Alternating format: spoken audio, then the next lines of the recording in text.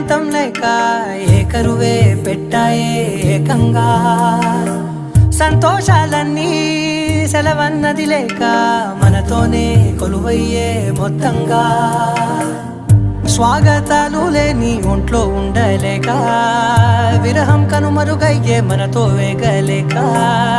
కష్టం నష్టం అనే సొంత వాళ్ళు రాక కన్నీరొంటరాయే నిలువ నీడలేక ఎంత అదృష్టం నాదేనంటూ